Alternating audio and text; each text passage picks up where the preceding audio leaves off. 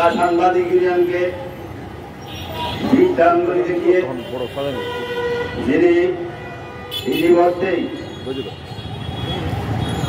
দুষ্কৃতিকারী এবং সন্ত্রাসী সংগঠন হিসেবে চিহ্নিত করে বিভিন্ন প্রতিষ্ঠানের সংস্থায় চিঠি দিয়েছেন, তার প্রতিবাদে এবং বাসে আজকে বিরাজমান যে ত্রাস, এই ত্রাসের বিরুদ্ধে ঢাকার সাংবাদিক ইউনিয়ন আয়োজিত আজকের এই বিক্ষোভ সমাবেশের সংগ্রামী সভাপতি, ঢাকার সাংবাদিক ইউনিয়নের সভাপতি জনাব মোহাম্মদ শহীদুল ইসলাম, উপস্থিত নেতৃবৃন্দ, ভাই ও বোনেরা, আসসালামু আলাইকুম। ভাইরা আমার, বাসের নাবালক এমডি একটা হিরোইনছি, একটা গাঁজাখোর, যার তথ্য প্রমাণ আজ সুপার মার্কেটের নিচে দিয়ে আপনারা পাবেন। এই ধরনের একটি কুলাঙ্গারকে রাষ্ট্রীয় সংস্থা বাসের এমডি প্রধান সম্পাদক হিসেবে নিয়োগ দেওয়া হয়েছিল। সরকারি প্রতিষ্ঠান হিসাবে সরকার কোথায় থেকে কোন কালা সরকে এখানে বসিয়েছেন আমাদের দেখার বিষয় ছিল না। আমরা যেটা চেয়েছিলাম, বাসে দীর্ঘদিন গত 16টি বছর যে দুর্নীতি, যে অনাচার হয়েছিল, যে অনিয়ম হয়েছিল, সে অনিয়মের তদন্ত করে যারা এই অনিয়মের সাথে জড়িত তাদের বিরুদ্ধে ব্যবস্থা গ্রহণ করা, যারা এই অনিয়মের মধ্যে এখানে নিয়োগ প্রাপ্ত হয়েছেন তাদের বিরুদ্ধে আইনগত ব্যবস্থা গ্রহণ করা। আমরা চেয়েছি বাসুতে একটি শান্তি শৃঙ্খলা ফিরিয়ে আনার জন্য। বন্ধুরা আমার, এই প্রতিষ্ঠানে যখন এই দাবিগুলো নিয়ে, এই আহ্বান নিয়ে আমরা বাসুতে একটি বৈঠক করার চেষ্টা করেছিলাম, তখন আমাদের এই বৈঠককে বন্ধ করার জন্য এখানে আমাদের কয়েকজন সহ এই বাসুদের নাবালক এমডি সহ তারা মিলিতভাবে এর বিরুদ্ধে প্রতিরোধ করার চেষ্টা করেছেন। আপনারা জানেন, এই সভাকে কেন্দ্র করে ঢাকার সাংবাদিক ইউনিয়ন, আপনাদেরকে বলে রাখতে চাই, ঢাকার সাংবাদিক ইউনিয়ন জন্ম লগ্ন থেকে তার প্রতিটি ইউনিটে যখন ইচ্ছা তারা যেতে পারে, যখন ইচ্ছা তারা সমাবেশ করার অধিকার থাকে। এটা ট্রেড ইউনিয়নগত ভাবে আমার অধিকার, এটা ট্রেড ইউনিয়নগত ভাবে আমার ঐতিহ্য এবং কনভেনশন। কিন্তু নাবালক এমডি আমার বিরুদ্ধে ব্যবস্থা গ্রহণ করেছেন। ব্যবস্থা হলো এই, ঢাকা সাংবাদিক ইউনিয়নকে এখানে কোনো সমাবেশ করতে দিবেন না। এই জন্য তিনি সরকারি সকল সংস্থায় ঢাকা সাংবাদিক ইউনিয়নকে একটি সন্ত্রাসী সংগঠন হিসেবে আইডেন্টিফাই করে তিনি সকল সংস্থায় চিঠি দিয়ে আমাদেরকে এখানে আসা বারণ করেছিলেন। বন্ধুরা আমার, মাহবুব মোর্শেদ সেই কাজে সফল হননি। আমরা বাসে ঢুকেছি, বাসে সভা করেছি, বাসে আমরা তাকে 72 ঘন্টার আলটিমেটাম দিয়েছি। কিন্তু প্রধান উপদেষ্টার কার্যালয় থেকে ঢাকা সাংবাদিক ইউনিয়নকে কড়া জোরে নিবেদন করে আমাদেরকে সেদিন সেই কর্মসূচি থেকে নিবৃত্ত করেছেন।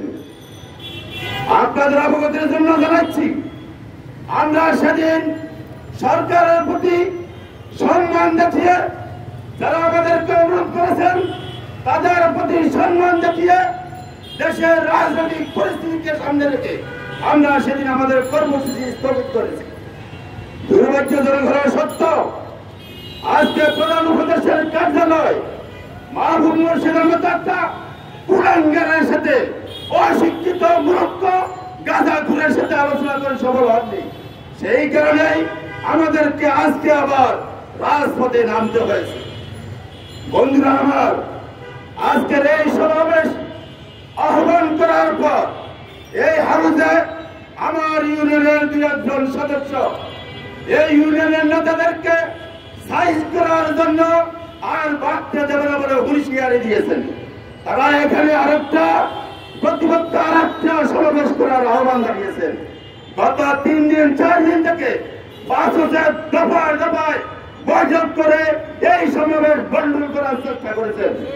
আমি ওই সমস্ত সদস্যদেরকে হুঁশিয়ারি উচ্চারণ করে এইটুকু বলবো, বন্ধুরা, কার উসিলায় সিন্নি খেলেন, মোল্লা ছিলেন নাই। কাদের উসিলায় কিভাবে এই প্রতিষ্ঠানে চাকরি করেছেন, চাকরি নিয়েছেন, আজকে চাকরি করছেন, সেই কথা আপনারা ভুলে গেছেন। আপনারা এখনো বুঝতে পারেন নাই। গত 16 বছর আপনাদেরকে রাজপথে দেখিনি, আজকে চেয়ারে বসে ঢাকা সাংবাদিক ইউনিয়নকে বিজ্ঞানগুলি দেখাচ্ছেন। আমি আজকে হুঁশিয়ার করে দিতে চাই, মাহবুব মুর্শিদের জন্য যেমন হুঁশিয়ারি, তেমনি ভাবে আমার সহকর্মী বন্ধুদের জন্য সেই হুঁশিয়ারি। আমি কাউকে ঢাকা সাংবাদিক ইউনিয়ন কাউকে ছাড় দিবে না। এক চুল পরিমাণ ইউনিয়ন বিরোধী কর্মকাণ্ডের জন্য প্রত্যেকটা লোককে খেসারত দিতে হবে। কত বড় অধ্যক্ষ, কত বড় শহর দিয়ে ঢাকা শহরে এসেছে আমরা দেখবো। আমরা ল্যাংটা হয়ে ঢাকা শহর আসি নাই, আমরা বেশি ঢাকা শহর আসি নাই। কত বড় শহর দিয়ে আজকে ঢাকা সাংবাদিককে বিজ্ঞানগুলি দেখাচ্ছেন, তার প্রতিদান, তার প্রতিকার ইনশাল্লাহ আমরা ফিরিয়ে দিব। ঢাকা সাংবাদিক নির্বাহী পরিষদ এর বিরুদ্ধে ব্যবস্থা গ্রহণ করুন। বন্ধুরা আমার, আমি সর্বশেষ যে কথাই বলতে চাই, মাহবুব মোর্শেদ অনেক দেখিয়েছেন, অনেক করেছেন। গত 5 মাস 6 মাস এখানে বসে বসে জামাত ইসলামের কাছে গিয়ে বলেছেন, আমি জামাতের লোকদেরকে চাকরি দিচ্ছি বলে বিএনপির লোকজন, ইউনিয়নের লোকজন আমার বিরুদ্ধে উঠে পড়ে লেগেছে, আমাকে এখানে উচ্ছেদ করার চেষ্টা করছে।